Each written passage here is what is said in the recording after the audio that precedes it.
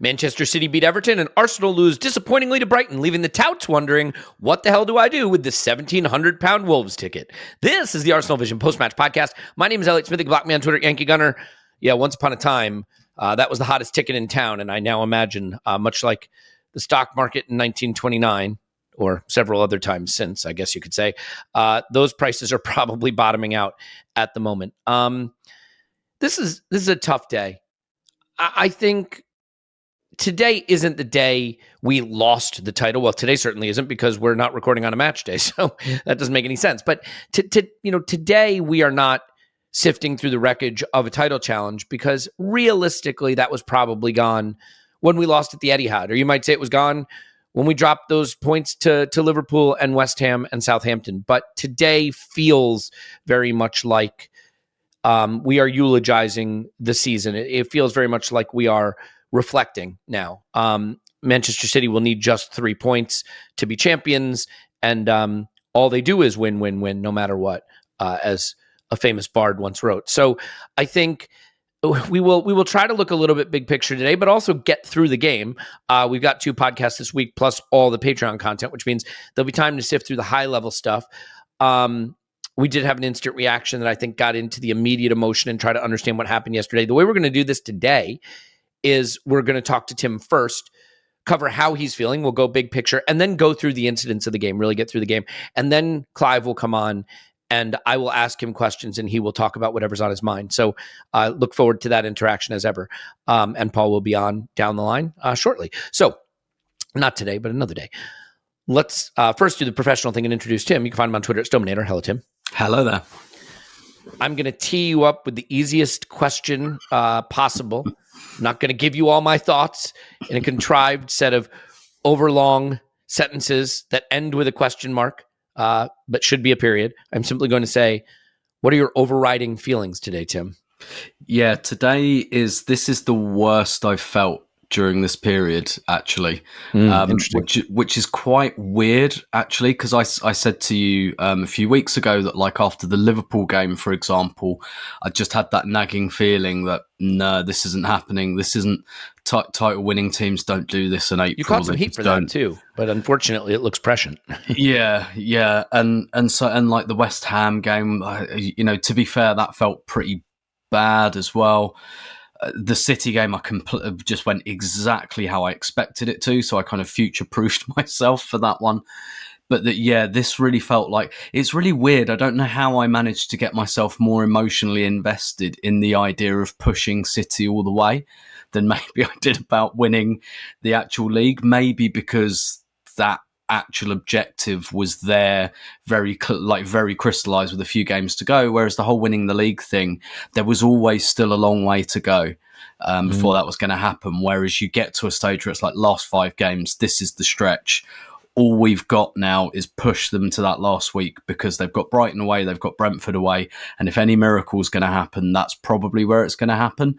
Still unlikely, but I actually managed to get quite invested in that idea of just pushing them and making them win it. Not to say I was convinced that we really, really would, but I really wanted us to do that. And look, the season doesn't have to finish with a whimper. We can still take 6 points from the next 2 games, and should, really, from our next 2 games. So, but yeah, this kind of feels like, I don't know if this is perhaps a crude analogy, but it's kind of like having like an elderly dying relative or something, and you go through those stages where they go to hospital, and it's a bit like, it doesn't look good.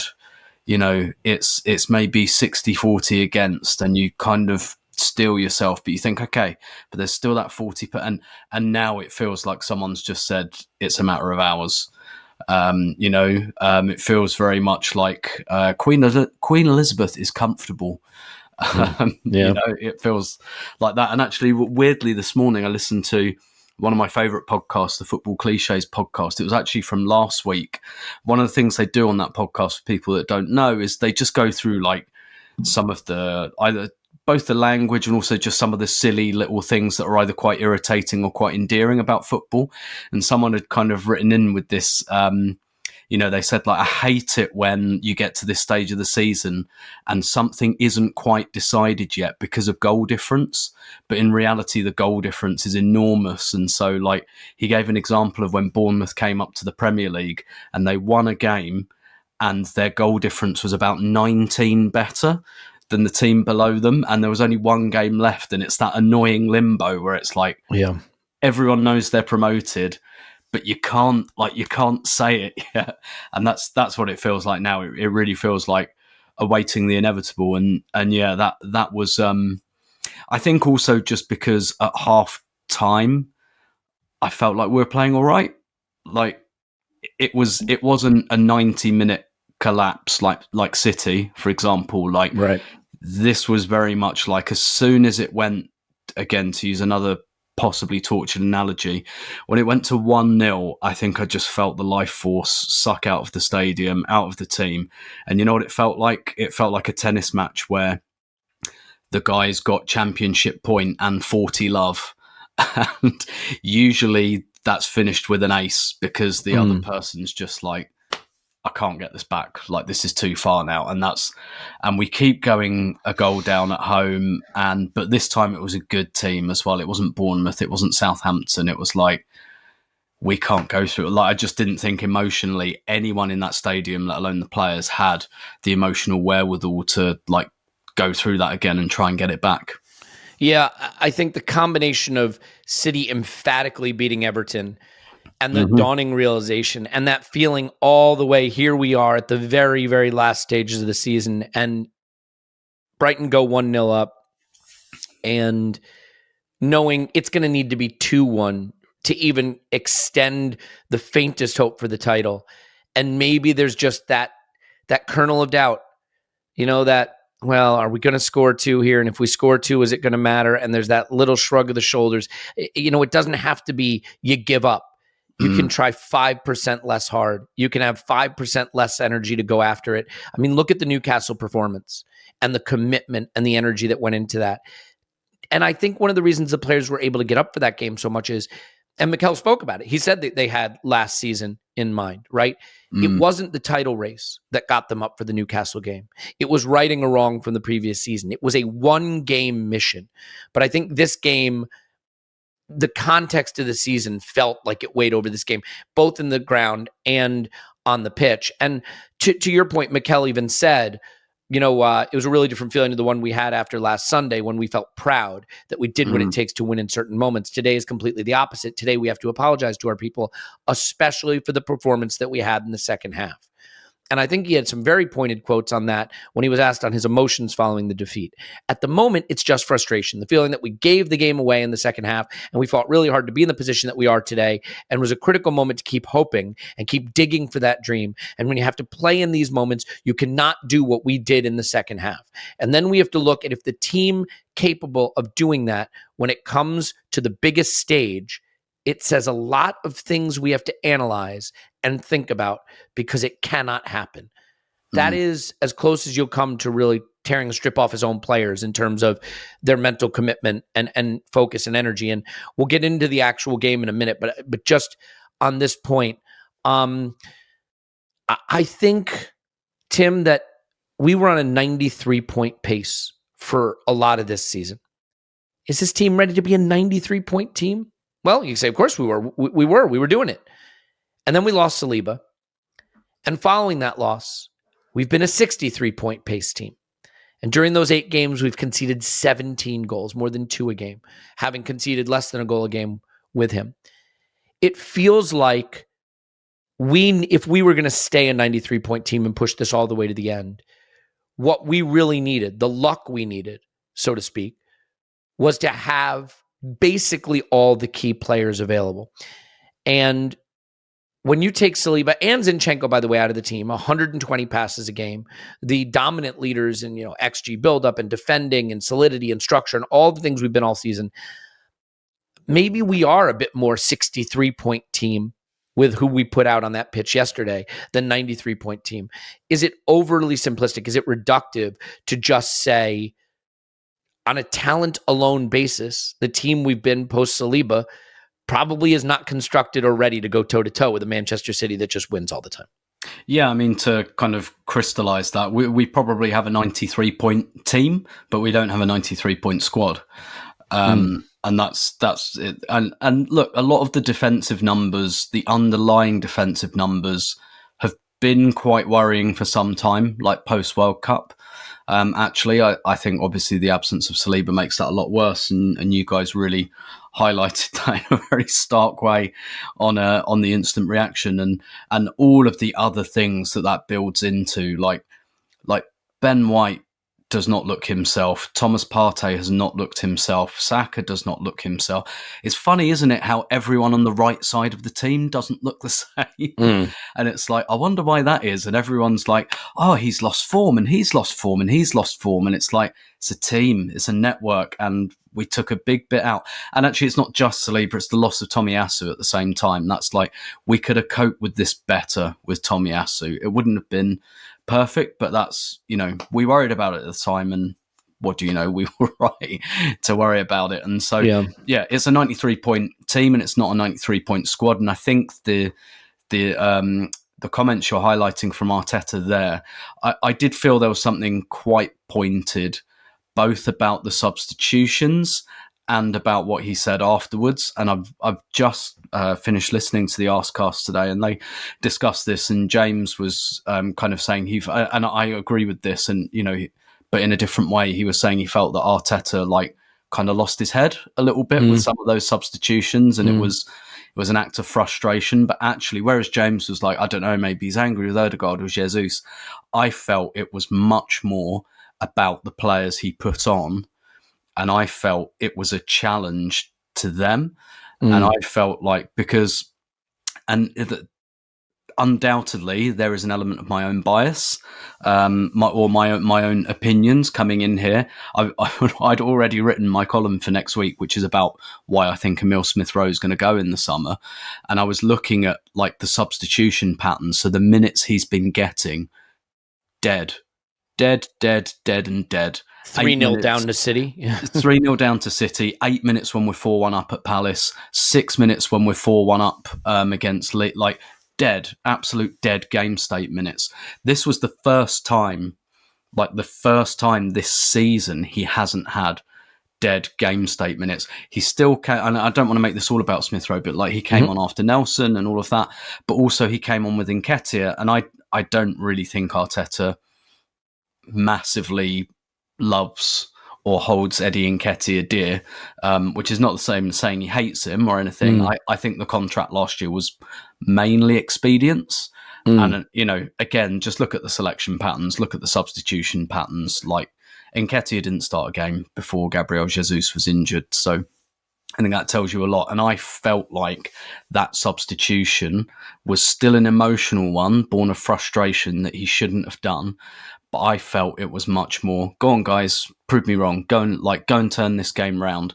But doing it in that kind of way where he knew they wouldn't, and therefore almost validating what he already felt, and probably doing look, we've all been talking about the summer for weeks now, haven't we? And why is that? Because we kind of think the season's done. And that to me felt very, I think I'm going to replace you guys in the summer.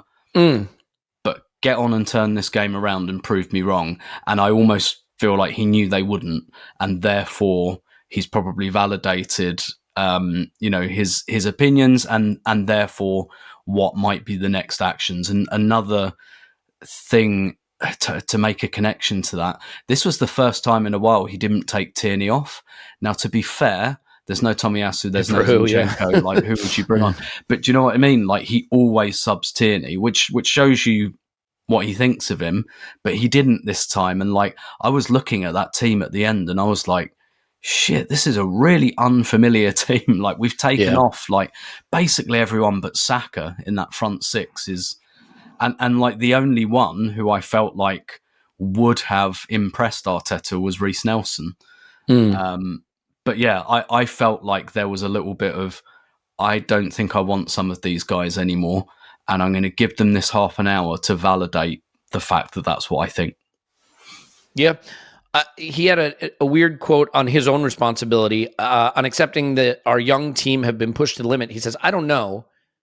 I'm responsible for what happened today. My job is to get the best out of every single individual that we have in our hands. And if we have to take it to the last 4.5 months, I will have to. I have tried to do that with the best of my ability, but today, obviously, I didn't do it. I think that's interesting. That kind of that's one of those self-criticisms that actually isn't really criticism of the players. Yeah. Yeah. No, I get it. And so as we get ready to go back to the beginning and look at how this game played out, the thing I will say about the overriding emotion of it is natural when you've been pushing for a title all season, even when it sort of felt like maybe it was gone or maybe it wasn't really possible. When the actual moment comes that you accept it's gone, that is going to be the sharpest pain. Mm-hmm. And I think it's fair to say, Tim, that sharp pain was felt in the stands and on the pitch during this game. Yeah, 100% pin in the balloon. Been talking to some people today because there's that usual like slightly judgy because people left with like a couple of minutes to go or whatever. No, I really hate that, like that kind of judgy kind of thing. To that, any kind of infighting, judging other fans stuff to me is just tedious. Like there are fans that do things I don't like, and there are fans that do things that I like more. But it's kind of asking tens of thousands of fans to all act in a way that we all agree upon universally is just kind of silly. Exactly. Different people respond to disappointment in different ways. Like some people go to the grave every week and put flowers down. Some people can't face it. Can't visit. Some it's just different people respond in different ways.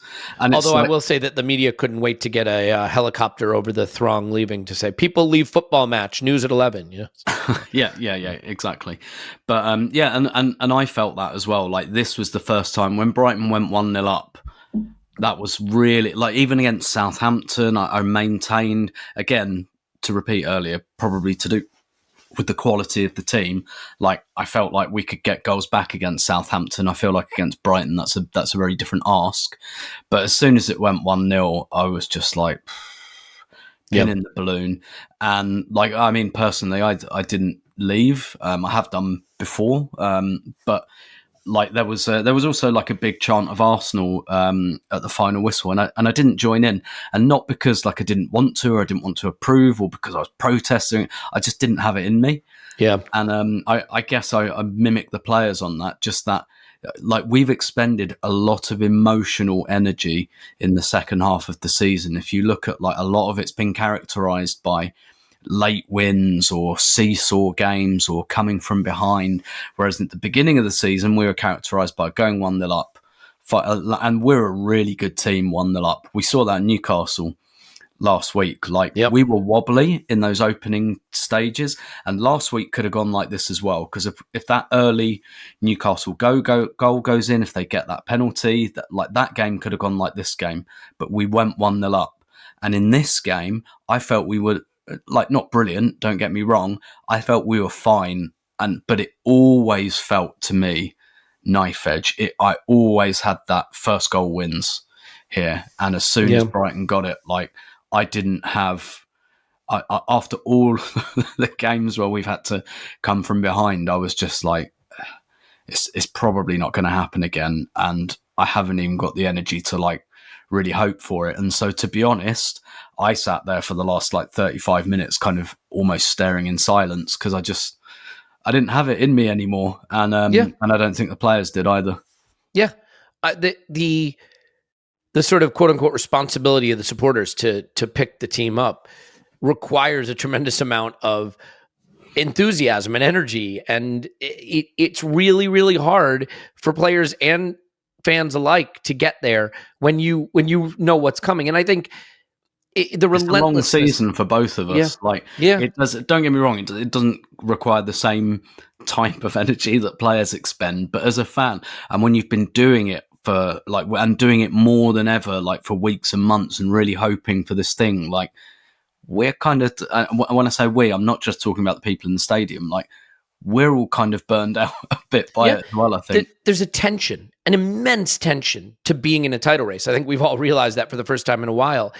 And I think the moment the tension loosens slightly, it's gone. You know what I mean? It's gone. And you can't put the air back in the balloon. And I think some of that happened on the pitch yesterday. So let's go through what happened on the pitch. And then when Clive comes on, maybe we'll get a little big picture. I will say we've conceded 42 goals this season, with 17 of them coming in the last 8 games. And this team felt very finely tuned most of the season, like a precision instrument.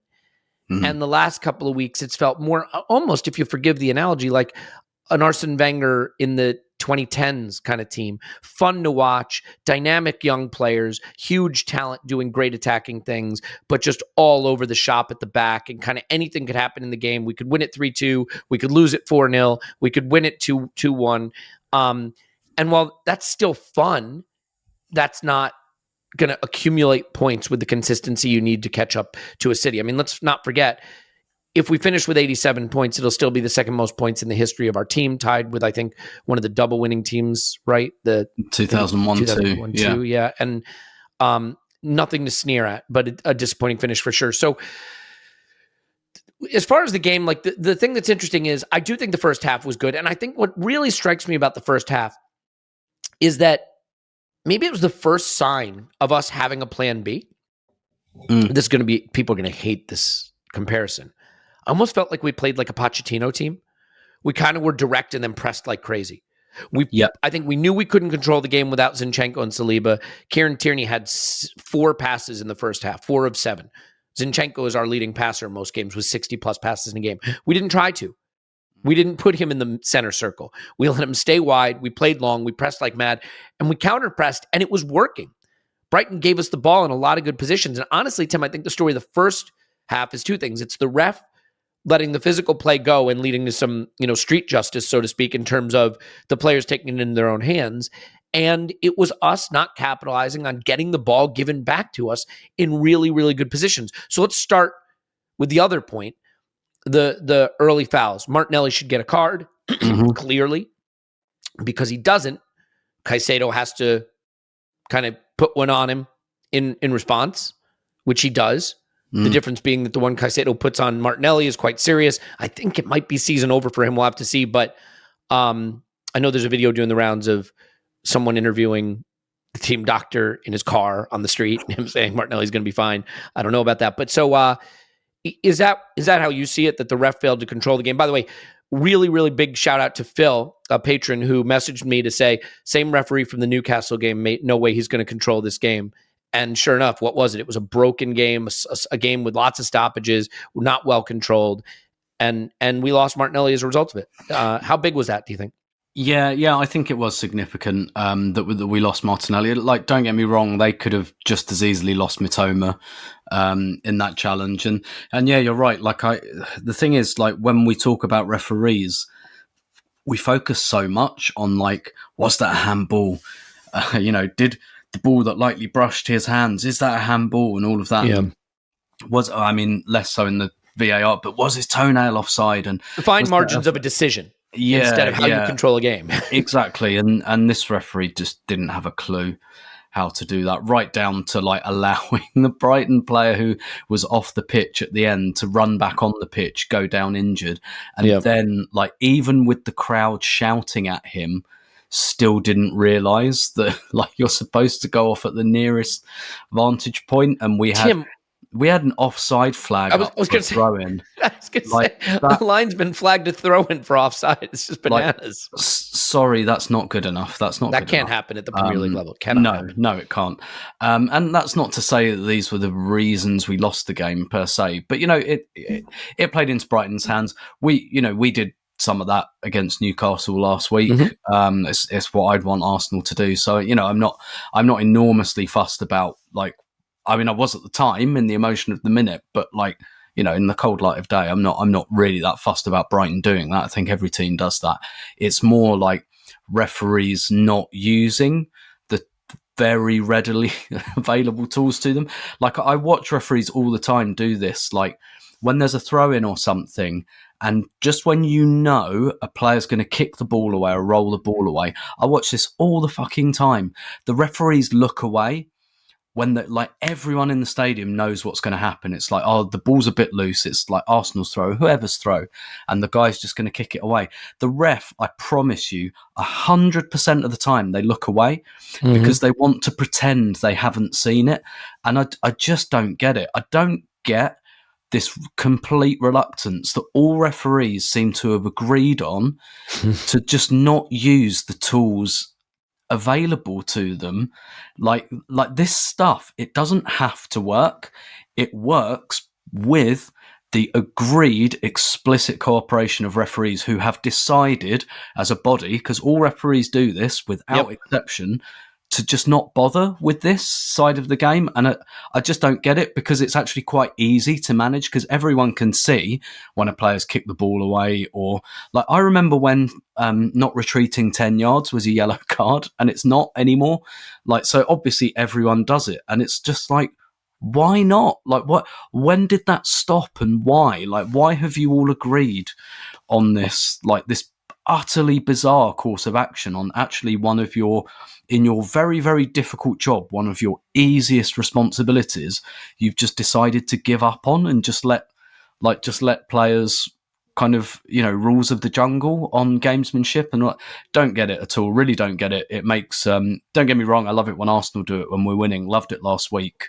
I'll put my own hypocrisy. But like when I watch the Premier League now, I find it quite boring, because that happens all the time, and I understand why teams do it, but like referees have all of the available tools to deal with it, and they choose not to. And you know what's going to happen is we're going to get this awful countdown clock, because which is stupid, because the tools exist to stop this. It's just referees choose not to use them.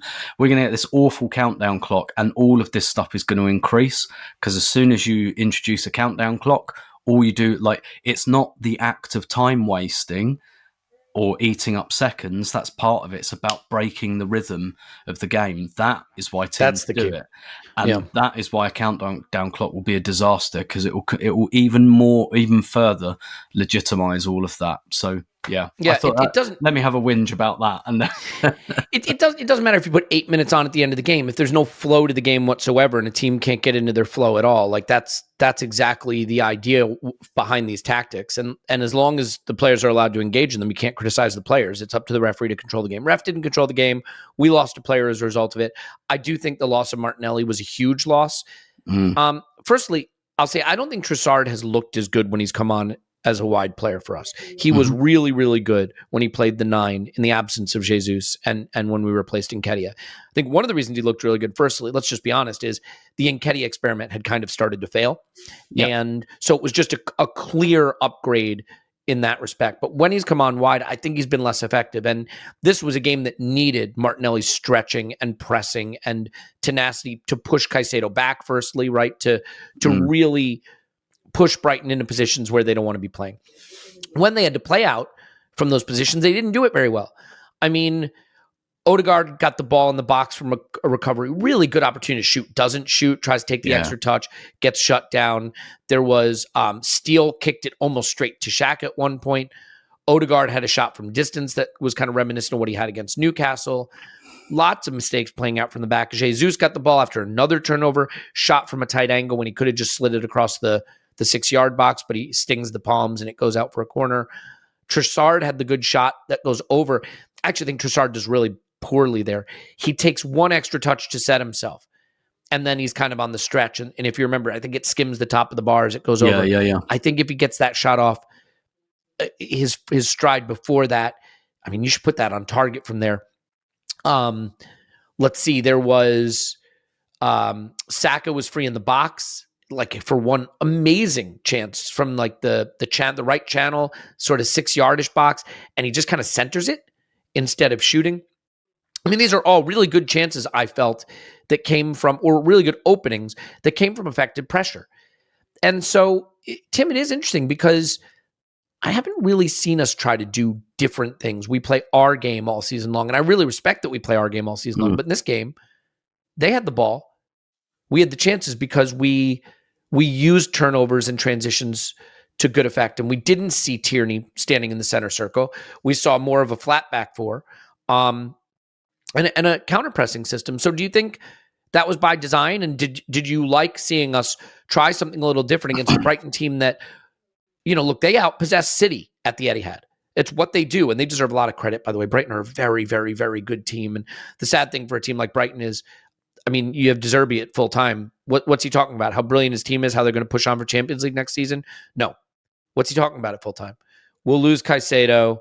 We'll lose Matoma probably. You know, I mean, he's talking about players. Caicedo and McAllister. He was saying, we'll lose, and that's got to be so hard to hear for a team that's done so well. But what do you think of us taking a different approach into this game, at least in the first half? Yeah, Arteta said it was the way we went for the away game. And if you look at the away game, look at the way, I think it's Saka opens the scoring in that game. Look at how that happens, because we force a turnover on the edge of their box. I think it's Zinchenko.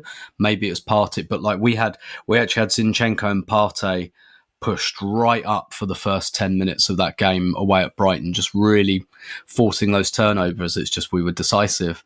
When we got the chance, and like the first time we were decisive, we scored very early in that game, and then we were able to control it and score a goal like Martinelli scores on the counter attack because Brighton are pushing. So, there is an element to that. I'm glad you mentioned earlier about the kind of long balls to Jesus, because I've read and I heard in the stadium a lot of frustration about this. Like, why are we launching the ball to Jesus against Lewis Dunk? And it's like, well, no, the idea is not that he wins the header or wins the flick on. The idea is he's such a little bastard that Dunk might superficially beat him to the ball, but he's like Jesus is not going to let him head it 20 yards. It's going to be 3-4 yards, and then it's the next action after that. So I think, thank you for pointing that out, because I was sat next to someone in the stadium. It was like, why are we launching it to Jesus? And it was just like, no, it's not about like Jesus head it. Like, he doesn't even really want to win the ball. It's about like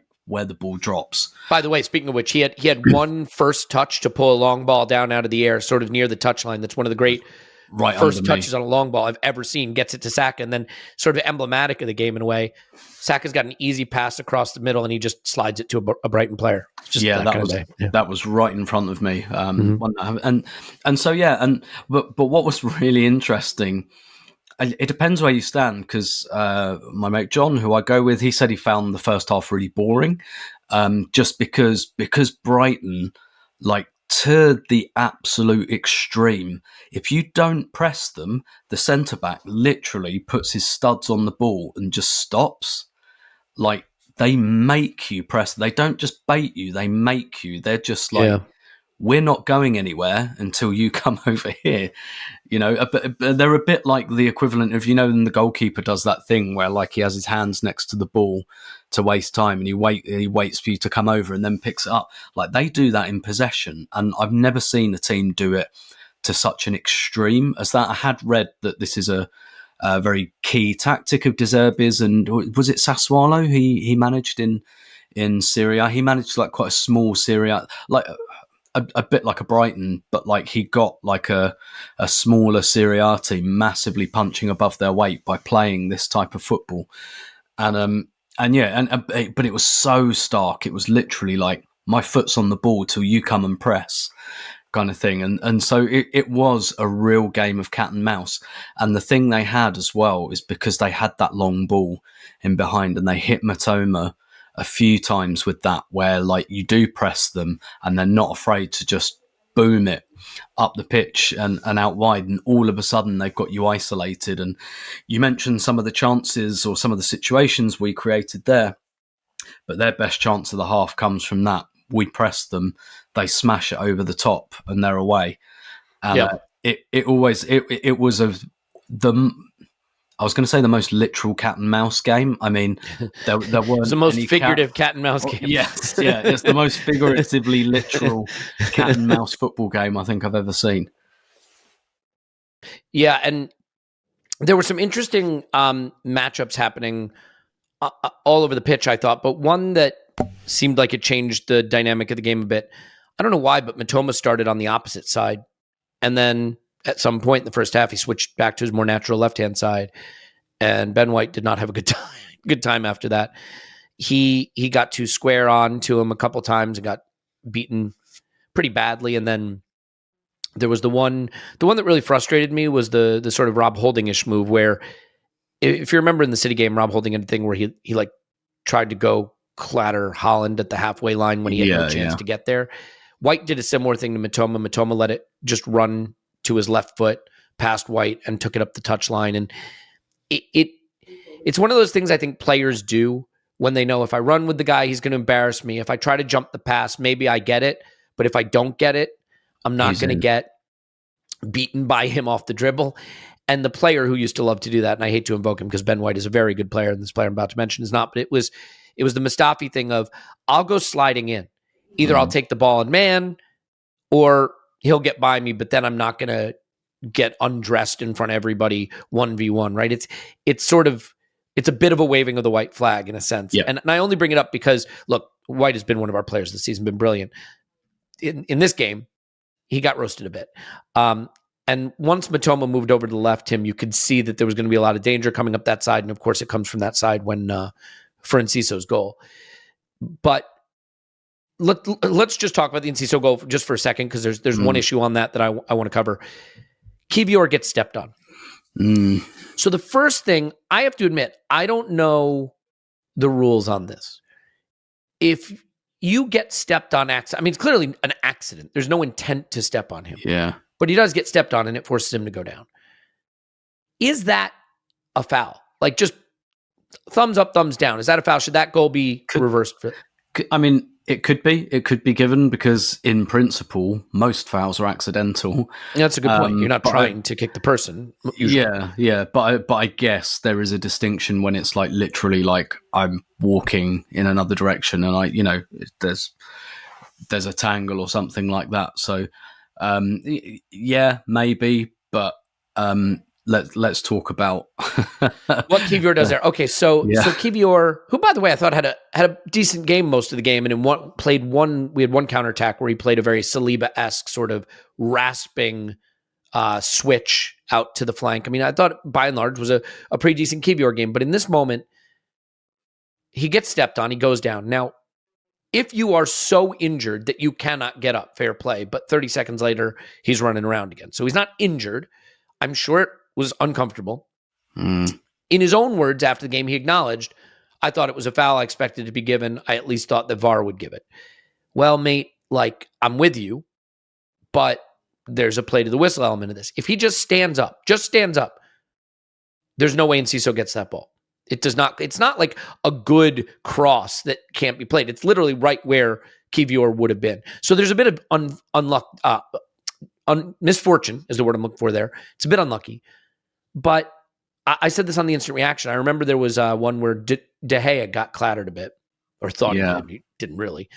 And he stayed down in the goal mouth. And Emil Smith-Rowe was just like, okay, I guess I'll score here. And we were all laughing about it, laughing at De Gea. This is a similar-ish situation. Yeah. I think Kiwior's got to get up. I'm not trying to kill him, but I think he's got to get up. So I hope that this is a very, very valuable lesson, very quickly learned. Maybe in Serie A you get that, and maybe it's an adjustment thing. I haven't watched Italian football for like 30 years, so I don't know. But maybe in Italy that is just given as a foul, and it's just like a bit of an adjustment thing.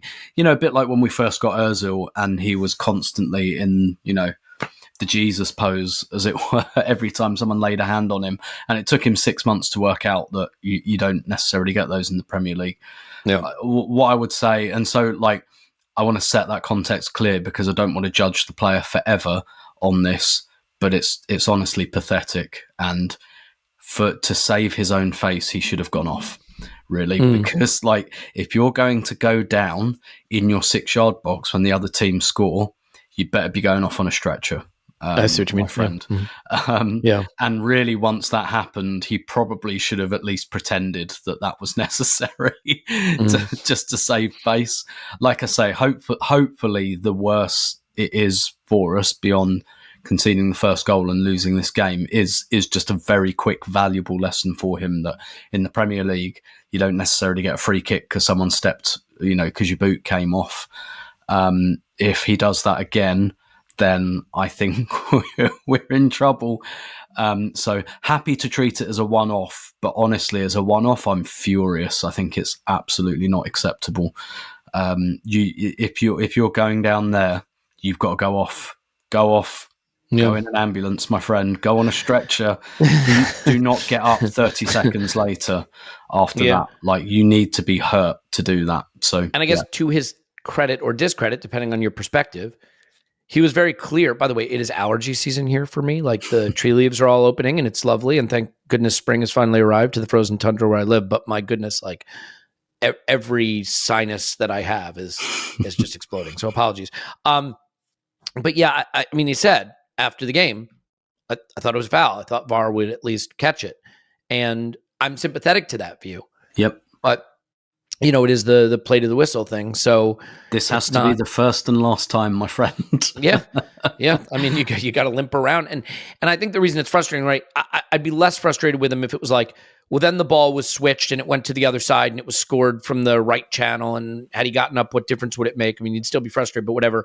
But it's literally the case that if he's standing there, it's not a goal. And look, the last home game we played Chelsea, and Gabriel was doing his Monty Python "'Tis a Scratch" thing when his like arms and legs have been chopped off by a sword, and he's like, and we're 3-0 up, and he's like, "No, I will not go off." and it's like, come on, man, you had a really, really big example there. And by the way, I kind of think Gabriel should not have done that and should have just come off. Yeah. It's all fine because he was fit and everything, but like I'd have been a bit upset at him if he'd have missed the Newcastle game. But like that's go more towards the Gabriel Jakob tough guy behavior. Well, look, if there's something we want to be disappointed about, though, it's not just Kiwior not getting up there. I think Kiwior was sort of symbolic of the team because nobody got up off the mat after that goal. It really was, there was no fight back. And the subs are really interesting. You kind of covered them, but I want to sort of talk about the performances. So first it's Partey and Nelson on for Xhaka and Jorginho. I don't think it was a very good Xhaka game, but just in sort of the ways that I think we see there's an upgrade. And one thing that I think is a pretty straight line comparison is the left 8 over at City and the left 8 at Arsenal. Xhaka's had a brilliant season. His leadership is certainly important. We know that for a young team. When we've been good, he's been good. But Gundogan, I mean, look at the game he has. It's a game that the league last year. He won the league last year, and he may have done that with the goals he scored at Everton to really make it clear that this was going to happen. And it's not that Xhaka isn't a very good player. It's that I think our next level is to have a player at left 8 who can do it all, but do it all in the attacking third. I think if anything, we saw Xhaka at a few moments in this game where, you know, passes around the box straight into a Brighton player, or maybe a little slow-footed. And I got to be careful because Xhaka is one of the best things about our season in many ways. I just think it's another clear opportunity for us to go up a level. But the thing that's really striking for me is the end of the season that Partey is having. Yeah. So Jorginho kept his place this game, and I think rightfully so. He had a good game against Newcastle. It wouldn't be a meritocracy if he hadn't kept his place. But there's no possible way that Mikel Arteta wanted to be starting Jorginho game in, game out of the run-in if Partey is fit. No. And maybe he's not fit, but I don't have any reason to suspect that, so I'm not going to give him an excuse that I don't have. If you look at the first 3 quarters of this season, Thomas Partey was the best central midfielder in the league. I mean, he and Rodri, take your pick. He was winning his games. I mean, goals and derbies to win his games, covering back long 30-yard runs at pace to recover balls, you know, dancing past people with quick feet in the midfield. Just a dynamic, electrifying performer who I think enabled so much of how we want to play in the system that we're in. And what he's become in the last couple of weeks is just a shadow of that. And when he came on in this game, again, he just looked like a shadow of himself. I don't want to get into psychoanalyzing and what may be going on in his head, but I do think his drop in form has posed a problem for us that we haven't totally been able to solve, even with Jorginho being pretty good. How surprising is it for you, the fall off from Partey, and how important do you think that's been in the erosion of our form and our structure? It's a bit of a surprise. I mean, to be honest, he's never really played in April before. From true. memories, he's usually injured at this point of the season. But Arsenal, sent a physio away with him when he went on international duty, and hey presto, was an unused sub in their second game. I'm still convinced that wasn't a physio. That was like a bouncer or something, just going up to Chris Hughton, the Ghana manager, and just being like, "He's injured. Okay, he's not playing today." I've just got this image of Chris Hughton glancing back to his bench to Partey, and the Arsenal physio being there, like just thumping his fist into his palm, like injured, or sliding an envelope under his door. Either there's more one, than one way to skin a cat. But I mean, yeah, I am surprised. I'm surprised it's been this stark. I mean, I guess, look, I've given Jorginho plenty of flowers this season. I guess maybe Mitoma going over to the left and attacking Ben White on his own, and like Brighton smashing that long ball into that channel. I mean, maybe they don't do that, or maybe they don't do it as well if it's, because we know Jorginho, he's really good at intercepting. He's really good, like with play in front of him in a defensive aspect, he's brilliant. But we know he can't recover into space. That's, I definitely wanted to see him start, particularly without Zinchenko. I thought it was very, very important. There's a big part of me that thinks that actually Partey isn't doing things that differently to how he always did. It's just it made a difference, A, who was giving him the ball, which was often Saliba, and B, we ask Partey to take risks. We ask him to make line-breaking passes. We ask him to take people on in his own area. And, sometimes that goes wrong. But he had Saliba behind him before. So that very silly mistake against West Ham, which, to be fair, I actually think was just cockiness. I just think he thought that we'd won the game and he'd try and take the piss a little bit. So, to be fair, Trossard did something kind of similar in this game, and it cost us a second goal. So. Yeah, and actually, that's a really good reference point, actually, because what that tells you as well, Trossard did that because essentially, going back to the Xhaka thing about the left 8 and all of that, Trossard's not really used to that position, and when you play out from the back like that, it's all built on. You train and drill that hundreds and hundreds of times. So you play the no-look pass because you know your friend's there, because you've done it 100 times in training about where everyone is. And it's pretty clear in that situation, I think, that Trossard didn't. And he probably hasn't trained in that role that much. If that goes to Xhaka, he probably knows exactly where Gabriel or Jorginho are or whatever, but Trossard just kind of didn't. And what he did was he took a punt and he was like, I'm going to flick it around the corner and I'm going to hope that it goes to a red and white shirt, and it didn't. And that tells you, I think, a lot about how, the network, as it were, the webs, again, Saliba and Tomiyasu, who I think would have done a better job, coming out of there, it's just interrupted all of those connections. And yeah, Partey, Partey's more stark, I think, but Ben White's not himself. Saka's not him. Saka, the piece I wrote last week, I looked at Saka's average touches for the season. I don't know how they've been altered by this game. 53 average touches. Since Saliba came out of the team, he's exceeded that twice. He had 55 against West Ham. He had 60 against Southampton. Every other game way below his average. And what does that tell you? He's not getting the ball as much. Why do you think that is? All of these networks have just been interrupted, and then we lost Zinchenko as well yesterday, and I just think that was one network too many. And again, with that second goal, when it goes to Trossard, if Zinchenko's playing, that's where it goes to Zinchenko, and he knows exactly where everyone is because he's been doing that all season, and he's probably facing forwards and etc. And I just think there's a lot of unfamiliarity there, and it I think a lot, most of the time, look, players, athletes, they're humans, so they can lose form for all sorts of reasons. I think it's 90% of the time, I think it's tactical, or it's down to something that's happened elsewhere in the team. And it's if you look at individual player form since Saliba came out, I'm struggling to tell you anyone who's playing better. Yeah. And it's happened to them all simultaneously. And like, I don't not believe in coincidence, but I don't believe in it to that extent. Yeah, well, and the narrative was, it was Rob Holding. Rob Holding was terrible. That was the problem. Well, I don't think Rob Holding was great. Don't get me wrong. I am not going to put myself in the position of defending the way he was playing, but we just conceded 3 at home to Brighton.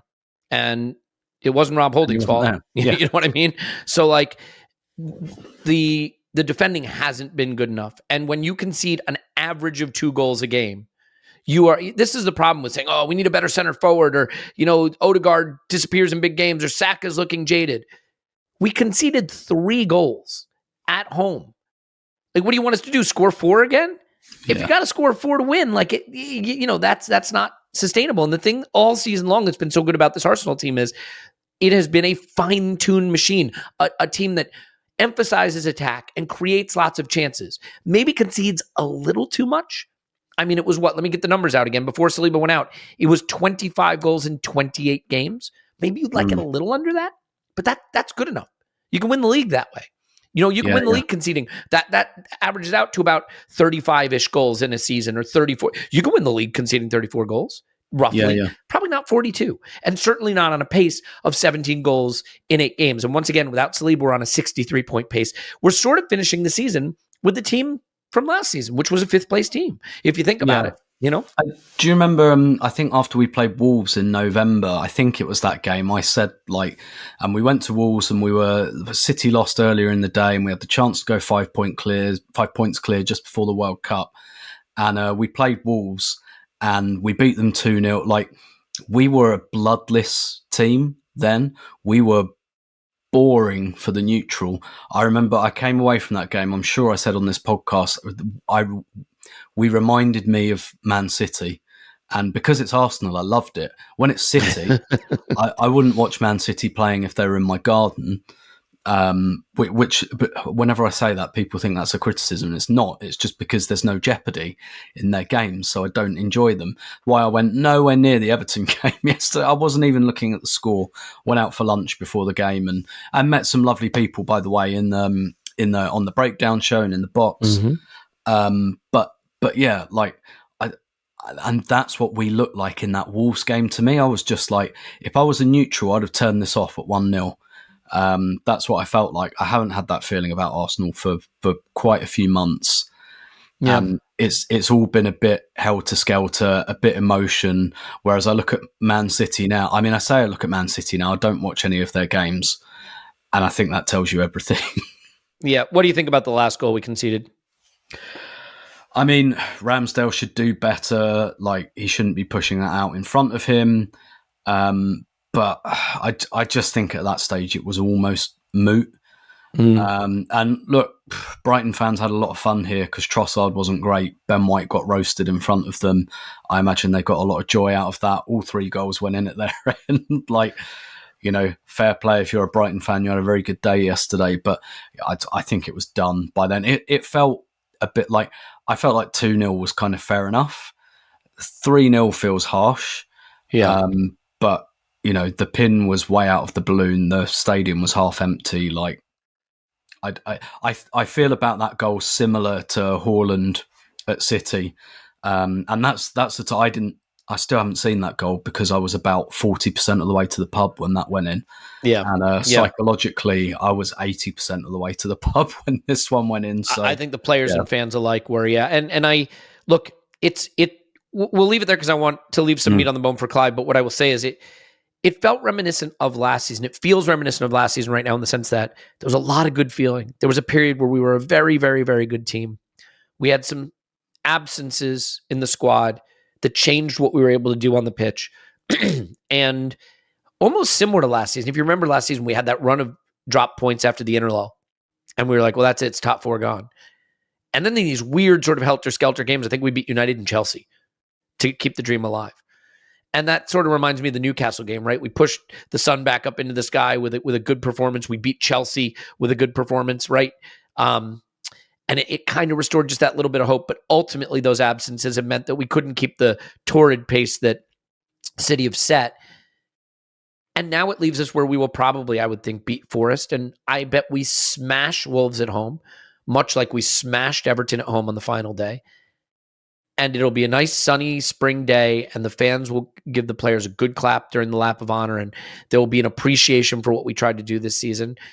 And we'll have to make sense of the good and maybe the bad of it. And I think the task is clear, which is, first of all, avoid some injuries next season, ideally. But second of all, be a squad that can stay at 93-point pace rather than just an 11 that can stay at 93-point pace. So a very, very disappointing day, but a day that it does feel like the culmination, but it's kind of like, it's kind of like someone injecting you with a poison, and then the day you finally die, this is getting bleak. You say, well, that's what, he died. You say, well, really, he died when the poison went. And I think if you want to be champions and you're head to head with City and you play them twice and they beat you twice, you're probably not going to beat City in the league. I guess just to wrap up, like Jerry's final thought kind of thing.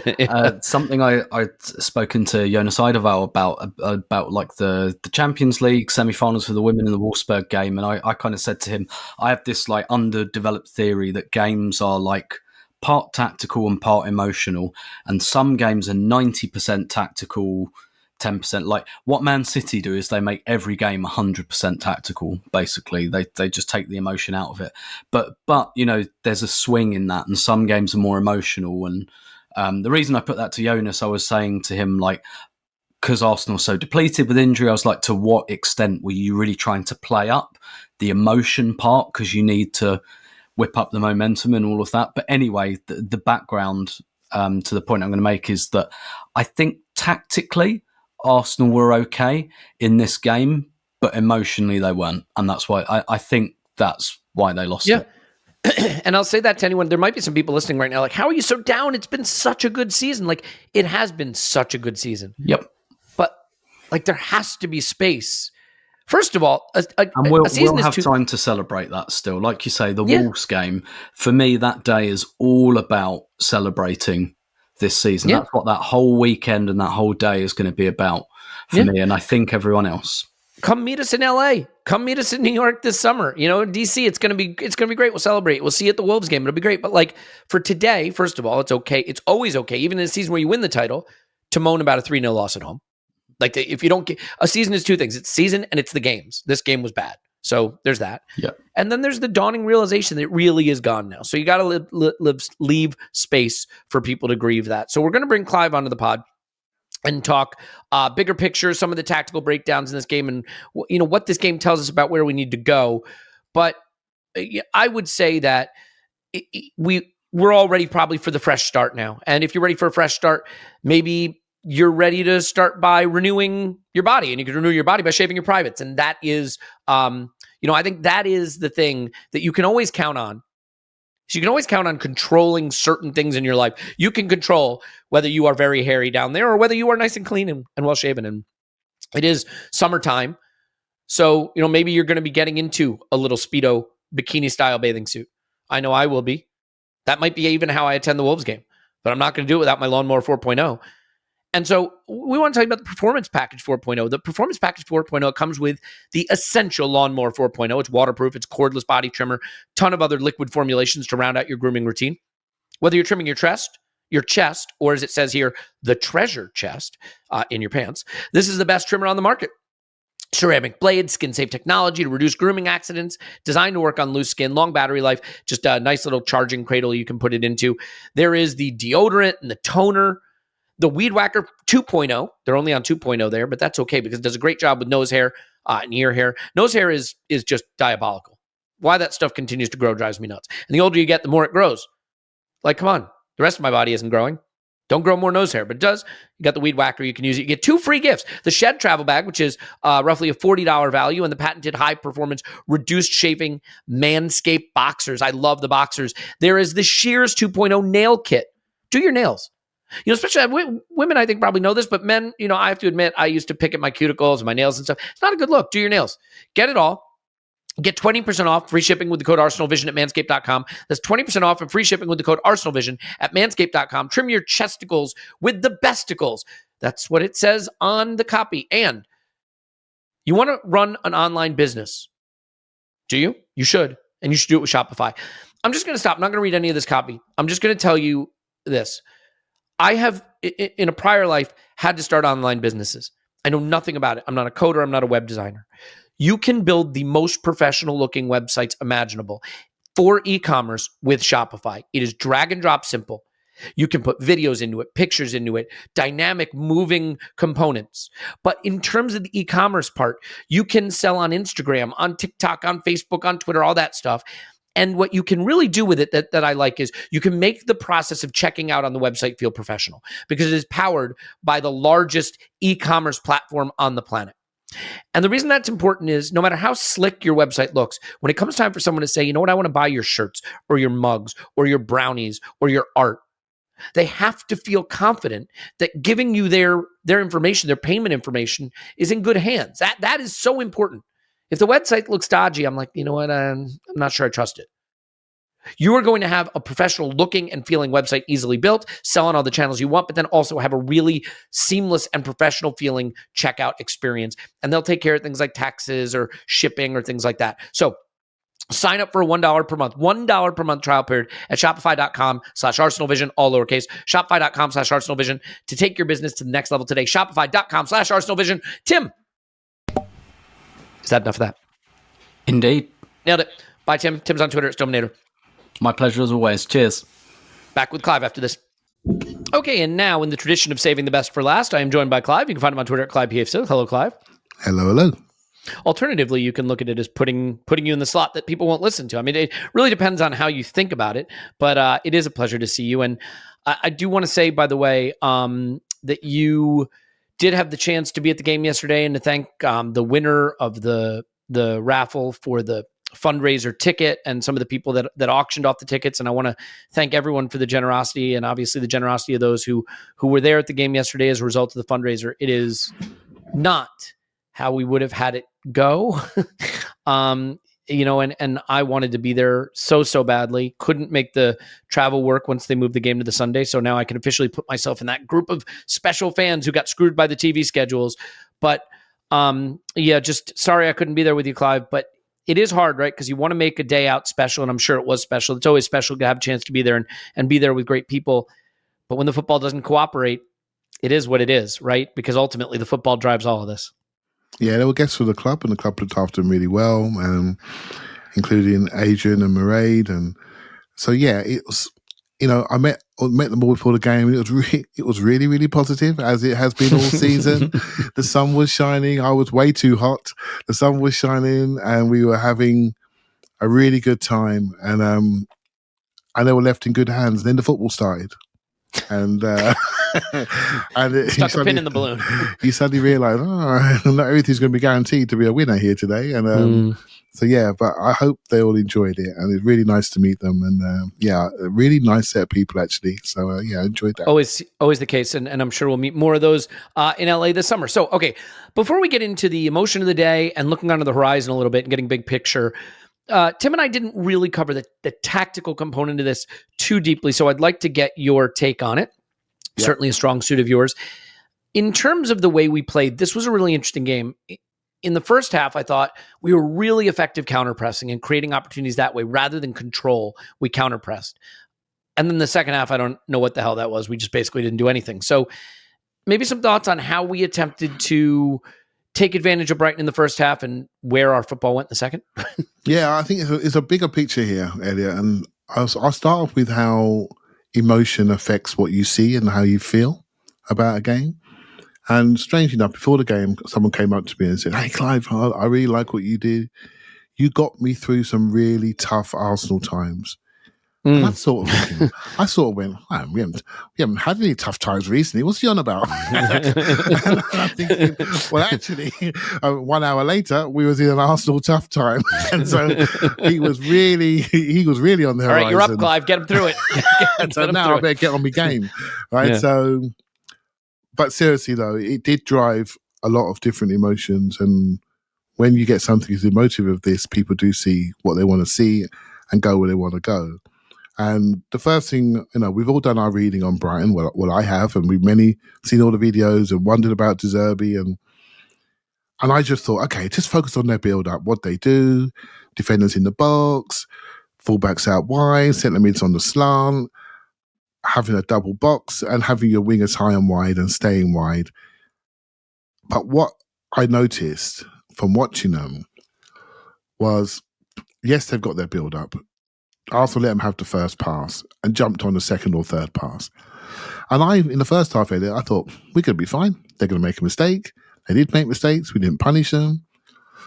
If I'm the manager, I'm thinking, you know what? I had a plan here, but we didn't score. So no one can see the plan. We had a plan the weekend before at Newcastle. We scored. Everyone saw the plan. You see what you see based on outcomes, right? And Arsenal had a plan for their press and they succeeded, but they didn't take advantage, right?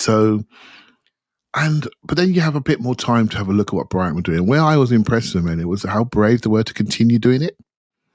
And they kept doing it, kept playing short, going back, and then going clip. But the clip forwards were lovely. They would drop right in front of us forwards and make it difficult for a defender to come around. Then they would set it, then go again. Or they'd go clip straight over in one to Matoma particularly. Even Matoma starting right, then coming left. I even think that was a tactic to lull us into false sense of security, then go left. A couple of things many things stood out to me, particularly when they built up on the left-hand side through Levi Colville. Wow, what a player he is. I read about him. I knew he was good, but first time seeing him live, he's very good. He's exceptional. Why Chelsea bought another left-side centre-back, I do not know. He'll be going back there and he's going to be a player to watch out for, but if they put him in the wrong hands and let's see what happens. And Mitoma's pace straight over in one was just incredible. But there's many things that stand out. The two things that really stood out to me was we have a weakness. And our weakness is uncovered by teams that want to break up the game, break up the flow of the game. So why do you all remember the Newcastle 0-0? Because we were angry how they broke up the flow of the game. They were doing that 0-0, right? So they're complaining about us last week. We did it 2-0 up. They did it at 0-0, right? So we all know what our team is. We're a flow-based team. When the ball is moving quickly and the sun is shining and the grass is nice and slick, we're hard to stop. We are really quick, cohesive. So teams know this and they are breaking it up the play. We had 8 minutes in one half extra time and 7 the other half. This happened all the time now. It's 8 minutes. That's the norm when you come to Arsenal. There's a lesson here. Teams are really breaking up the flow. And for all of what Brighton are doing to putting their studs on the ball and waiting to bait people on, it's not that exciting, Elliot. The ball is in play, but it's not moving. So it's not flow-based. So where they really were strong were breaking up our flow and really strong in the collisions in one-on-ones. Really strong. And I think that those two things uncovered maybe our two biggest weaknesses or things that we struggle to overcome in this period of the season in particular. A lack of flow and a lack of physicality in the one-on-ones. And because of that, they edged it on the day. Forget the goals. Yeah. What you saw was not a mirage. The goals are the outcome. We didn't deserve a 3-0 loss. Could have been a 1-0 loss. Could have been 1-1 draw. Forget the goals. No one can deny the weaknesses that we saw in our own game and how they were exposed by a very tactically astute and physically adept team. Do you think that we played slightly differently with the inclusion of Kieran Tierney? I mean, there have been times this season where we've seen Tierney come on in games and play in the Zinchenko role. To my eye, he wasn't doing that in this game. Zinchenko, 60 passes a game at almost 90%. Tierney was 73% on the day. At halftime, he had completed 4 passes. And that's not even me killing Tierney. We just did not play through the part of the pitch and the position on the pitch that has traditionally been the hub of our team. And it's interesting because we lost Saliba, and we know what that did. We lost Zinchenko in 2 games where the performance and the outcome wasn't what we'd hoped. And I think you could say we lost Partey. Maybe not literally in the sense that he wasn't available, but certainly in the sense of what he had been. And when you look at Partey, Zinchenko, and Saliba, all the ball progression, all the structure, all the comfort we get at the back, all of the ways that we enabled those dynamic young front players to attack, flowed through those players at times this season. We lost all 3 of them in critical moments of this run-in, Saliba for the entirety, Partey almost for the entirety, if you just look at what he's been able to give us, and Zinchenko in a couple of key games.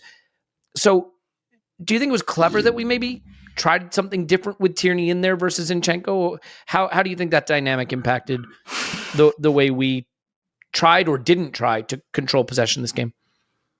So the Zinchenko debate is becoming real, isn't it? And if you look, it'd be interesting to do a bit of analysis, I'm sure Scott will do it, of the games that he's missed and how we've played. Because I think we're starting to realise just how important he is. If you look at the season from the start, you probably say the introduction of Saliba, allowing White to move to the right, and the introduction of Zinchenko has made us a completely different team structurally at the back door. Almost like we all know it's a 3-2-5, right? So, but Ben White's a temperature gauge. Sometimes it's a 2-2-6, depending on how in charge we are. But Zinchenko is the guy. We basically have 2 10s in midfield, 2 people who can take the ball, turn around, do what they like, beat people, take risks, cut through lines. They're very risky. They're very risky players, Partey and Zinchenko, and it works when we're flying. It works in the early parts of the season. It absolutely works. They're full of risks, full of turns, flicks round the corners, and we take the ball from there on, and then we're off to the races. Right? That's how we play, and we have a 2 monsters in one-on-ones at the back, sometimes 3, depending on the game state. And they're all decent. They can all move, big space defenders, who all play the game. It's a lovely balance when everyone's fit and fresh and healthy, not carrying no injuries. But Zinchenko he's a number 10 at the back, basically, Elliot. And we have number 10 up the top end in Odegaard, and we have Zinchenko. And they are the playmakers of this team, and they are the problem solvers. They're difference makers. And when Zinchenko's not there, we become normalized. And so it's almost like we decide to play away from our goal, which I was fine with, absolutely fine with, apart from one of our best running attackers got booted off the pitch in 10 minutes. And so you don't see your game again, do you? You don't see the ability to go one-on-ones on both sides. So because we lost our sprinting speed, Caicedo moved inside into an area where he's more comfortable. That's where Trossard was. And he just monstered the game. Completely monstered the game. And we didn't have a counteract in behind him because we lacked a sprinter. So you could see why, I could see why Arteta put on Reece Nelson. He wanted to stretch the game on both sides. And we came back into it for a brief period. So back to Zinchenko, I'm starting to wonder, you always miss your players when they're not playing, but has he been the most transformative signing of the season for us? I think there's an argument.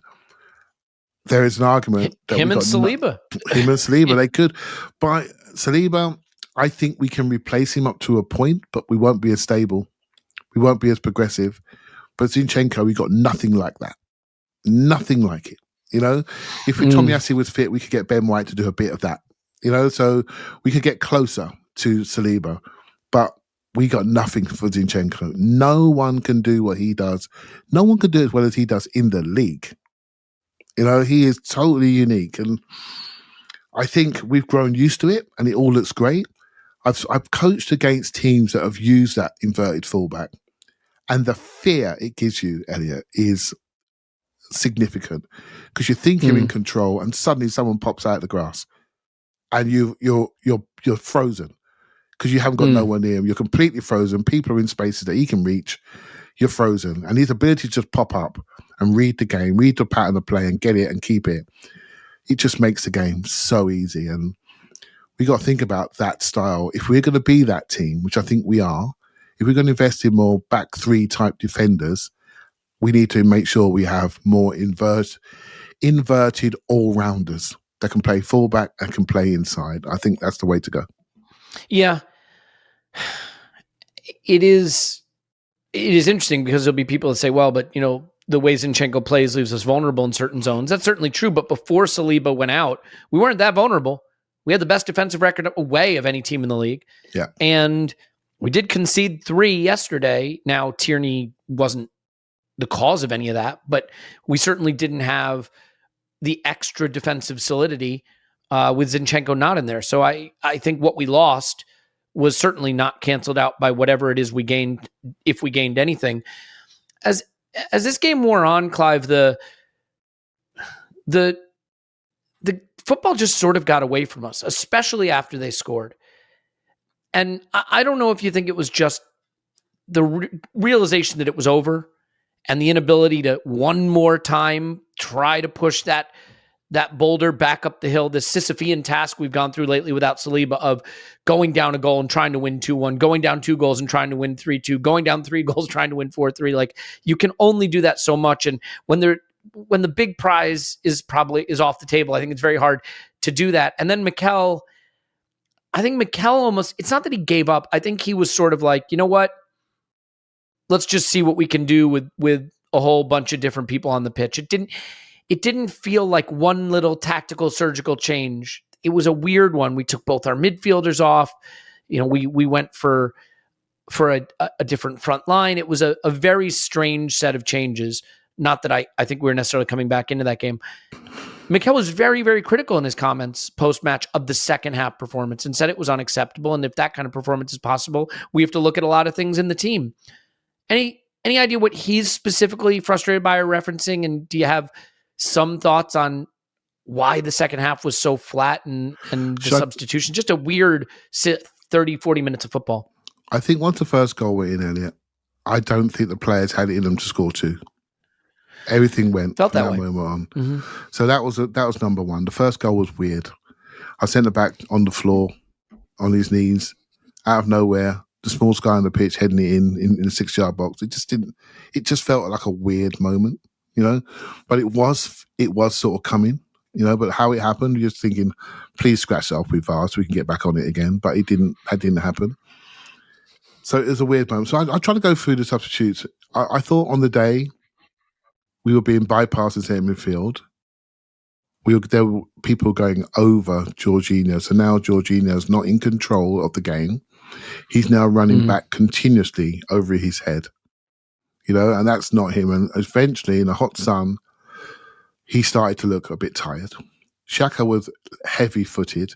They were very quick to out-duel him. A couple of early heavy touches. You can just tell when it's not quite him on the day. You can just tell. By the way, he wasn't the only one. There were lots of others. They weren't the partnership they were the week before, where they were match-winning partnership. They weren't allowed to be those guys. They were stomped on, basically, by very strong dual-winning players on their every single touch. They were not allowed to get their heads up, and they were sent for a running race continuously. And eventually they wore down. So I could see that. Trossard obviously came on from Martinelli. That was a big blow, in my opinion. Although I wanted Trossard to start to hands up. But when you saw this team and you saw the risks they were taking, we needed a sprinter. And as soon as he went off, it was so disappointing when he went off because he's such a good player and he turns out at 4 matches no matter what. So that was a real blow. Trossard came in. I think, okay, no problem. I want him to start anyway. But for some reason, he was meek against his old team. And when he hit the crossbar, it seemed to break his spirit because he should have scored, and the Brighton fans were really after him and they were really getting into him. I think it affected him. Sort of mentality weakness there that I hadn't seen previously, which is a real surprise, but we're still learning about the player. Maybe there'll be an explanation about that, but so disappointed for him because that was his moment. Reece Nelson, totally get it. We need that speed on the outside. And he chose to bring Trossard inside because he's chasing a goal. Absolutely get that. Eddie for Jesus. I thought Jesus was doing fine. But Eddie had energy. And I think it was a dartboard job, right? Throw it at a dartboard and see if that was going to stick. I can't sit here, as we've done, and say on occasions, maybe a bit slow to make changes. And then when we make changes, we then criticise the changes. When really, we're just criticising the outcome. I don't think the substitutions were reflective of the outcome. I think they were just a byproduct of somebody reaching to try to turn the situation around. A pretty dire situation, when, Elliot, I'll tell you now, mate, people are not going to like it. They don't like it. I can hear people saying they were lucky goals and all the rest of it. I don't care. I don't care about the goals. I'm looking at the football and we were being passed around. We were being pushed around for significant periods of that game. Yeah. And Man City. We were second best, certainly in the second half. certainly in the second half. First half, I thought 50-50. we counter-pressed, took the ball off them, created openings. We let them try to play the football. And it's interesting, right? Because this is where football can be like chess or cat and mouse. Brighton will stand on the ball in their own defensive third. They want you to come press them. They want to play around your press. They want to turn you around and get you running the other direction. They want you to press them. We said, okay, we're going to press and you're not going to find your way out. And mostly that was working in the first half. Yeah. I really think once that goal went in and the realization combined with City's win earlier in the day, it just felt like there was nothing to fight for anymore. And it was very meek after that. And Mikel was very unhappy with it, Very unhappy. I'll tell you why he's unhappy. Because he set out a game plan which was working. We didn't execute. And we can see the goal. And 2 minutes later, their manager's doing a knee slide in front of him. You don't. If you've got any sort of pride about you as a coach, you're not having that. You're not having that. You're thinking, hold on, I've set out the right plan. We weren't good enough on the day to execute it, and I need to find out why we weren't good enough. And if the people are going to be that weak mentally, then I'm going to change the people. That's what he's thinking. And I don't blame him. People say he lost his head. I don't care. I'll do exactly the same thing. Your job is to get the most out of the people that you have. If they're not going to be able to produce it, then you change the people. Right? You have to work out the ones who are adaptable, that can flex, that can stretch, that can go again. You can work out the ones that are set in their game and it doesn't suit your game. You have to work out the ones who are at peak or just going over peak that you do not want to die on your books, Elliot. Because you taught me this. You don't want people dying on your books. You want them dying on someone else's books. Work out who those are and move on. Renew, refresh, go again. Because we've had some clear lessons. It's not panic. It's not anger. This is, I expect the club to be doing a lessons learned from this season, how you want to evolve the team. We all expect that because we're going to be back here again next year. And we want to make sure we learn lessons of this year that are learnable and the ones that we need to learn, because there are some that we couldn't quite deal with because we didn't have the complete 19 world-class players that our opposition have got. We didn't have that. We are about 13, 14. And that's the truth of it, right? So we need to go again within that 19 group or 18 group, however suits you. But maybe 2 or 3 of the first 11 as well need to be challenged significantly. Yeah. I'll say this. Moises Caicedo is going right to the top of the game. I don't know if it's going to be for us or for someone else. He's at the top of the game in terms of his performances, but he is, you talk about a player who can solve problems. He plays defensive midfield for them. He plays fullback for them. He can do that sort of box to box, if you want to call it an 8 kind of role. His engine is phenomenal. His tenacity is there. He's a class player, and he's young. He's only going to get better. Certainly easy to see him in that game. I mean, he's obviously not a good challenge on Martinelli. Should have been booked for it, but he went that's a bad challenge.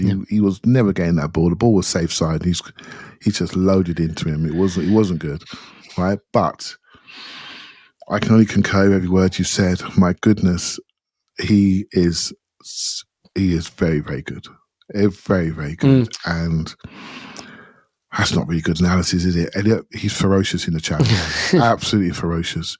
In one-on-ones, he plays like, one of my empty fridge players. No food in the fridge. I've got to play for this game for my life. Everything is like for his life. He's got physicality within him that's not even fully out yet. He's got speed, he's got power, he's got jumping power, he's got ability on the ball, he can pass off both feet, he can run, he can carry it. But you know what? Nothing. 90 minutes in a hot summer sun when you've run all over the pitch and you've beaten Arsenal on their pitch, what do? You're the first to the rebound to get your goal. I mean, it's the mentality too, right? The energy in 90 minutes. Well, that was to be the first to that. That was Estepinian. That was Estepinian. Yeah. Who was also exceptionally also good. But I will say, really Saka, I knew about him before. I watched him. I watched Caicedo, obviously, but I hadn't felt Caicedo. And sometimes it's a difference. For those who was at the game, you know exactly what I mean. You feel a player sometimes. You feel them. You feel their stress on you. And I could see this guy on this pitch and I thought, crikey, if he's in our shirt, we've got a midfielder for 5 years before he trots off to Real Madrid. Yeah, he's going to that level. I really believe it. Look, I want to do something that we don't usually do, but I think it's important because it was part of the day, and we'd be eliding an important part of the narrative if we didn't talk about it. And that's just engaging with the emotion of people leaving, of people being disappointed, of how people responded to this defeat. I think there is, and this is just a social media phenomenon and a phenomenon in general, a desire to gatekeep other people's emotions and reactions, to tell other people how they should react in the moment.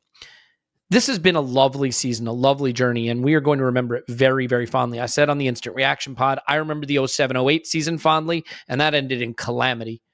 But it was a fun season, and I look back on it with promise and those players. And that team probably challenges for a title a couple more times if it hadn't fallen apart so quickly, right? Kleb goes, Adebayor goes, Rosicky gets injured. Alex Song left hilariously. They all stunk wherever they went. By the way, Van Persie went. Obviously Cesc left, but Nasri anyway. But he wasn't there yet. That's different season. Anyway, moral of the story is, I'm going to look back on this season with tremendous love and appreciation, and I feel it all still and already, and tremendous love and appreciation for the energy in the Emirates and everything that was good about the revitalization of this club. You just can't tell people how to do disappointment or how to do misery or sorrow, loss is my view. Grief comes in a lot of different formats. And so for the people who are able in that moment, when we're losing 3-0, to really finally fully recognize the title is gone, if in that moment your immediate reaction is to be able to be like, up the Arsenal, what a season, I loved it, I think that's brilliant. But if your emotion in that moment is to be disappointed with what you saw on the pitch and be hurt and leave a few minutes early because you know what, I just don't want to be here watching them sulk off to a heavy defeat. Like, I can't gatekeep that emotion. I just can't. I think there has to be space for people to mourn the loss of the title challenge, which you could say it went at Anfield or West Ham or against Southampton or very finally fully against City. But this is the day it really went. And it went, with a thud. This was a pin in the balloon. And when the air comes out, everybody's going to have a different reaction. And so, I'm not trying to say everybody's entitled to throw whatever temper tantrum they want. That's not really my point. I do think that there has to be space, because I said this to Tim, a season is a season, but it's also a game. It's also a moment. And you can have a reaction to a moment that is very pointed and critical and angry, and then zoom out and have a very loving reaction to a season. So do you have thoughts on the leaving or the moaning or the people that feel angry or the people that are saying, oh, we bottled it or whatever? I mean, I tend to think that by June, everybody will be singing from the same hymn sheet, much like we were last summer, but or mostly were. But right now in this moment, I really can't begrudge anybody feeling how they want to feel in the wake of this, Yeah, it's a process of grief, right? And sometimes I get critiqued for being too calm, right? But it doesn't mean I don't feel it. Just that when I get on a podcast, I have to make sure that I have some perspective. You're in control of your emotions. Exactly. And so I'll be honest, I sent out a tweet at the end of full time saying, I wish a few more had stayed because these players deserve it for the season that they've had, something like that. But what I said, I wish a few more had stayed. And most replies were quite saying, yes, Clive, you're right. But a few people saying, oh, people are entitled to do what they want. You know what? I deleted that tweet. I deleted that tweet for the very same reasons. I didn't want it to be perceived that I was telling people what they should do and how they should feel. This is something that's personal to you as an individual. And if you feel incredibly angry, then that's fine. And because I know what's going to happen, eventually you will get some perspective in your own time. Some people do it really quickly. Some people take a few days or a few hours. It's absolutely fine. In my personal opinion is, I felt the players deserved to see a few less red seats than they saw based on the season that I've experienced and how I feel about it. I wish there was a few more people in their seats at the end of that game for the players that are giving me one of the best seasons of my life. That's my personal opinion, but I can't impose on anybody else. I can only say how I feel personally about it. But I guarantee you, well, I can't guarantee, but the Wolves game, I think there will be far more unified response to the players. I think it'll be a tremendous lap of appreciation on the final. I really think so. I think people were just hurt. It was a hurtful experience, Elliot. It was after Man City, there wasn't the same feeling. There was a little bit after Southampton because there was a frustration there. But this one hurt a bit because of the way we were beaten. We were beaten, and we were just. You saw the engine slow down. You saw people look so. For me, they look so tired, and people saying, "Well, I'm not sure they're tired." They look at their running stats. I'm telling you, they're tired because that edge that we saw at Manchester United at home, at Leeds at home, at Palace at home, that ferocity and relentlessness we saw at Bournemouth, it's not there at the moment. It's not there. And tiredness is not just the Ks that you run. It's the mental freshness of a Ben White to see when Colville is cocking his leg back to clip it over his head quicker so he can drop off quicker so he's not in a running race with someone that's too quick for him continuously. That's tiredness. It's mental freshness to react to the game that's happening around you. And you're half a second off and suddenly you're second to a race and you're getting done in your box and crosses are going in. That's tiredness. It's not just the Ks that you're running, and so we are not quite as mentally sharp and as fresh as we were early in the season. And that's it. And I said we, because you could pick any one of 5 or 6 players. Just make the choice. I watched one of my favourite players, Thomas Partey. Elliot, I watched him running back in the second half of that game yesterday. He looked like an old man running back. Yeah. But I watched Jorginho look like an old man in the first half. Well, so he always looks like an old man when he's running. And but Thomas Partey running back against Anthony against Manchester United. Remember that run into the corner? None of us are saying that. Well, 3 months ago, 2 months ago, he ran back and took about 5 yards out of him. You telling me that he's in the same physical and mental shape as he was back then? No, he isn't. No, something's off. No, something's off, right? And he's not the only one. So we have to remember what we said, be consistent in our analysis, and then look at ways to solve and provide solutions. If there are certain players that are technically and profile-wise not a match, and we know who those players are, that's a different discussion. When players are down physically or form, but we've seen them in our first 11 play to a 9 out of 10, then we know this is a period in the time we need to manage better in the season for that individual player. Yeah, and look, the human brain likes to find patterns. We are great pattern seekers, and we will fit things to a pattern if we see them. And the pattern is there. We collapsed last season. We collapsed this season. Arsenal bottled it. That's the pattern people want to see. They bottled top 4. They bottled the title. I think we all know why that's ridiculous to say it that reductively. It is ridiculous. It is fair to point, maybe not so much to the drop points at Anfield, but to the drop points at West Ham and the drop points to Southampton and the drop points. Dropping points to Brighton, I mean, to be fair, Brighton can take points off anybody. 3-0 at home probably wasn't great. But what we really see is that this team is, when we talk about being ahead of schedule, I know people roll their eyes like, well, we're on a 93-point pace and we collapsed. Well, we collapsed because the quality of player right through the squad is not the same. There is still an 8th place quality cluster of players right below the surface of a first place quality cluster of players. Yep. And that gap has to be closed because, Clive, in consecutive seasons, what's really happened is when the squad got called upon to get us over the line, the squad could not get us there. And it will be up to Mikel to manage the squad to be ready at winning time to win at the end of the season, but also to ensure that the squad gets to that level. And here's the hard part for a lot of people. You don't get to have it both ways. You can't say, oh, but this player is good. No, you got to give it. Why are you picking on this player? Why are you picking on that player? Don't pick on this player. You can't say that and then complain when we're dropping points when we need to use them.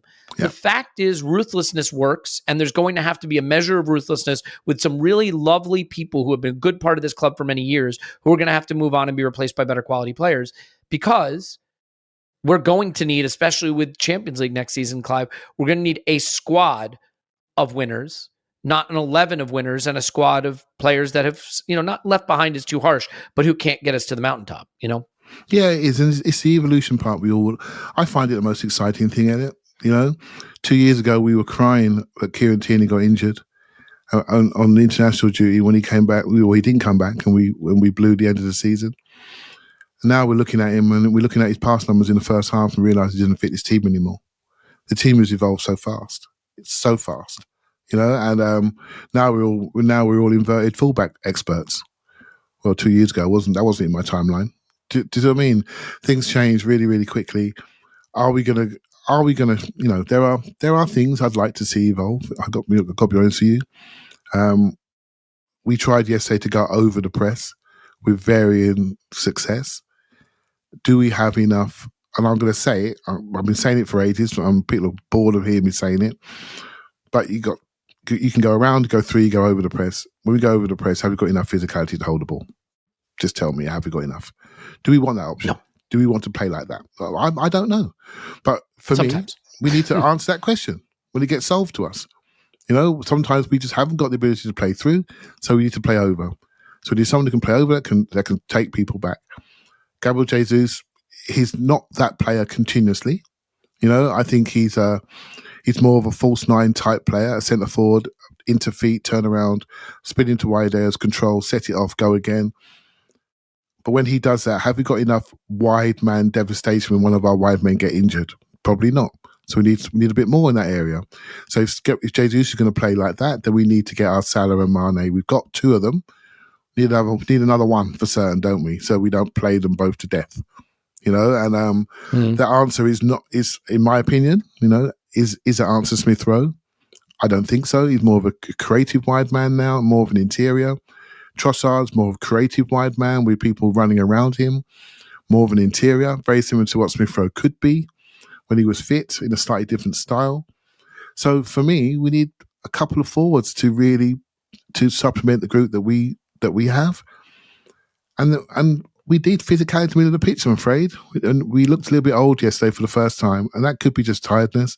We need to freshen that area up. And I think we need more back three defender types to allow us some flexibility. The Ake, the Akanjis, the Ben Whites, the Kiwior types, those multifunctional defenders that can play fullback and centre back. I like those defenders. They allow you to create options, and if they're good in the ball, you can invert them as well. I think those flexible physical options at the back end of the pitch to lay that platform, I'd like to see.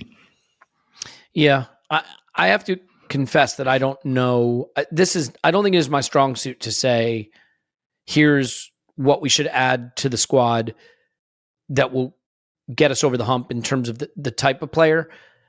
I just think the quality has to come up. And one of the things that tends to happen when we say the quality has to come up, everyone nods along and agrees.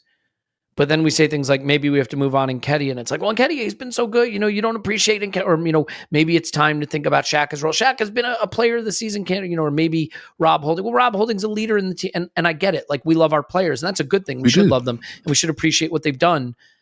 But there comes an inflection point where your ambition has to be matched by your ruthlessness, your willingness to see where the level has to come up.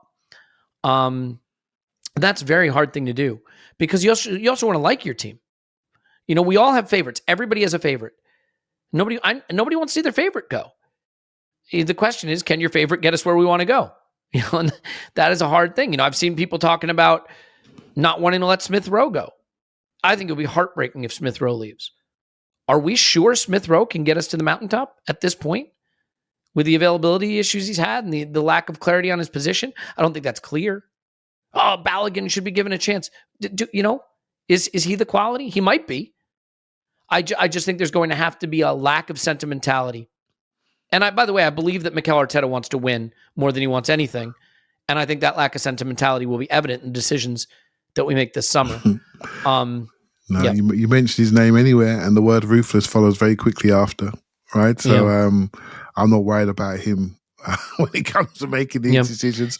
He's not like us, I'm afraid. He's going to just do it. If it's contractually correct, he's going to do it. And here's the crazy thing. Something just to consider if you're thinking Arsenal bottled the title. Just think about this for a second. Let's say we had won at West Ham, and we had won, beaten Southampton, and we did beat Brighton. We'd be on pace to lose the title on goal difference. Yeah. Even with all those results that we regard, maybe rightly so, as a little bit of a collapse, a little bit of bottling, whatever you see, those results wouldn't have been enough because of the pace being set by Man City. Yeah. And That's the enormity of the task, is that essentially we may have to get the most points in the history of the club just to be in with a shout of the title. And that you can never be guaranteed that. The other thing about seasons, Clive, this isn't American sport where at the end of the season, you play the best team in a final game. It's not cup football, right? And so if we had accumulated, we're on a 63-point pace post Saliba. If we had been on a 63-point pace to start the season, then went on a 93-point pace to finish the season and get within 7 points of City, people would be going nuts about the run we got on. Yeah. We would have lost the sense that we were in a title race, though. So I enjoy that we got to challenge for this, that we got to be in this, that we got the experience of being in it. It should stand us in good stead if we want to go do it again, Clive, because now the players know and the manager knows the quality level you need through the squad and the mental, I would say, the fortitude, the ability to stay locked in and focused game in and game out, month upon month. It is an excruciating crucible that you're forged in, but that's what it takes. So I think this is ultimately going to be a very important learning experience, much in the same way that we felt that we threw away top 4 last season, but look at what that gave us. That gave us a platform to go and do this, and maybe this gives us a platform to go do the next thing. Yeah, it's hard to hear these words, but we needed to go through this. I'd forgotten what this feels like. So, yep. And when we were going through this before, it felt a lot easier. It was just different game. It was just us as Man United and Chelsea coming around the corner. That was it. Now we've got a multitude easy peasy. of Go get 87 points and be champions. Clive, the point total we might get this season was our double winning season in 01-02. It's a different game now, and there's more teams like Brighton out there that are well coached, have got good players. They source their players from interesting markets and they can afford to try them out and boost their value. And they're just one of them, same as Brentford, smart teams. And if you're not smart, no matter how much money you got, cough Chelsea, it doesn't matter, does it? You got to be smart. Everyone, people understand how to hire good people, good executives, good coaches, good scouting, good analysis, good everything. It's the models that most teams are following at different degrees, different revenues allow them to have a different type of models and go to different markets and get the players that they need at a certain value. And if you're not smart, you're going to get done. And I think we've been really smart. I tend to try to look at ourselves and say, okay, it's back to direction. Directionally, we're in a really good place. We're having conversations we never thought we'd have. We were scrabbling with Spurs end of last season. I don't know how many Spurs points they're behind us now. 20-odd points, 25-odd points behind us. I mean, I never suspected we'd be that far ahead of them, and it's happened because they haven't done things correctly. They haven't been smart. They haven't done things correctly. Chelsea have not done it right. Liverpool held on to people too long. Maybe COVID did that for them. They couldn't renew quickly enough. They bought young in midfield. It hasn't worked out as quick as they need. They got to go again. And while they're doing that, their number one defender's getting older. And so it's going to be a challenge for them. So I'm looking at Arsenal. I've seen us for the youngest team in the league. I'm looking at this. I'm looking at our core players. 9 of them walk back into the team next year and going to be better. Right? Just off the top of my head, just 9 straight away. And we got 1s and 2s that we need in the first 11 to resolve. And there are bench players which are cooking that we need to see more of over pre-season. And then we may need to add a little bit more certainty on the bench in certain areas, or at least similarity in profiles to allow us to, at times, play the same game, but maybe a bit of diversity at centre forward to allow us to play a slightly different game. That's just my opinion. And I don't think we're far away. I really don't think we're far away because the hard bit's been done. The hard bit, Elliot, was to make Arsenal a place where people found attractive again. And there'll be players knocking the door down. Why wouldn't you? Not everyone can play for the old club. Not everyone can. Chelsea's a basket case. You want to put money in your back pocket, then knock yourself out. Right? Not everyone wants to be in Liverpool. Manchester United are going through ownership issues. You're looking at Arsenal. You're looking at London. You're looking at stability. You're looking at a project that's just starting. There's evidence of progress. There's evidence there's going to be more progress looking at the age profile. A manager's got a clear identity and understanding of the game. and he's changing the team continuously, where would you want to go? There's evidence of them being in the top two, clear top two. Where do you want to go? If you're not at City, you want to come to Arsenal. Surely you want to come to Arsenal because at this moment in time, we're the closest challengers.